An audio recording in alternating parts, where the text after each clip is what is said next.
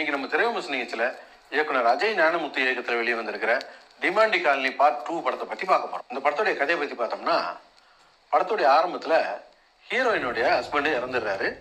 அந்த நினைவாகவே ஹீரோயின் இருக்காங்க. இந்த சமயத்தில் அவங்க ஒரு விஷயத்தை உணர்றாங்க. அவங்க ஹஸ்பண்டு ஆவியா இவங்ககிட்ட எதையோ சொல்ல முயற்சி பண்ணுறாரு அப்படிங்கிறத உணர்றாங்க. இப்போ அவரை தொடர்பு கொண்டு அவர் என்ன சொல்ல நினைக்கிறாருன்னு தெரிஞ்சுக்க விரும்புகிறாங்க. அதுக்காக ஒரு புத்த துறவியோட உதவியை நாடுறாங்க. அங்கே போன பிறகு அவங்களுக்கு இன்னொரு விஷயம் தெரிய வருது. போன பாட்டில் இறந்து போன ஹீரோவை மறுபடியும் உயிரை மீட்டு கொண்டு வர முடியும் அப்படிங்கிற ஒரு விஷயத்தை தெரிஞ்சுக்கிறாங்க. அதுக்கப்புறம் நடக்கிற தொடர் அனுமானிச்ச விஷயங்கள் தான் இந்த படம். இது ஒரு பேய் படம். பேய் படம்னா ஒன்று திகில் இருக்கணும், அல்லது அடுத்து என்ன அப்படிங்கிற ஒரு ஆர்வத்தை தூண்டுற மாதிரியா இருக்கணும். எதுவுமே கிடையாது, பிளாட்டாக ஓடிக்கிட்டு இருக்குது படம். அந்த அளவுக்கு கதையும் திரைக்கதையும் இருக்குது. வழக்கமாக இந்த மாதிரி பேய் படங்கள்லாம் ஒரு காட்டு பங்களாலே வச்சு அப்படியே ஒப்பேற்றி படத்தை முடிச்சு விட்ருவாங்க. ஆனால் இந்த படத்துக்கு ஓரளவுக்கு நல்லா செலவு பண்ணியிருந்தாங்க. செட்டுக்காக இருக்கட்டும், விஎஃப்எக்ஸ் ஒர்க் ஆகட்டும், அதுக்கெல்லாம் நல்லா செலவு பண்ணியிருந்தாங்க. செட்டெல்லாம் நல்லா இருந்தது, ஆனால் விஎஃப்எக்ஸ் எல்லாம் பத்தலை.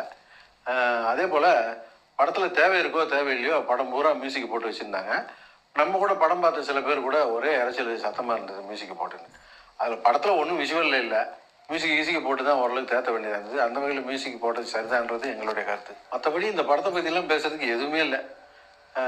என்ன இவங்களுக்கெல்லாம் ஒரு நம்பிக்கைன்னா, பேய் படம் அப்படின்னு சொன்னாலே அதை பார்க்கறதுக்கு ஒரு செட் ஆடியன்ஸ் எல்லா ஊர்லேயுமே இருக்காங்க. அவங்க பார்த்தாலே போதும் அப்படிங்கிறது தான் இவங்களுடைய கணக்கு.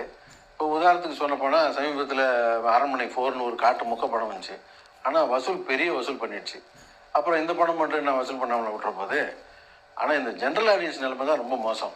ஜென்ரல் ஆடியன்ஸை பற்றி இவங்க கவலையே படுறது கிடையாது. அவனும் மனுஷன் தானே, அவன்லாம் போய் இந்த படத்தை பார்த்தா என்னத்துக்கு ஆகிறது?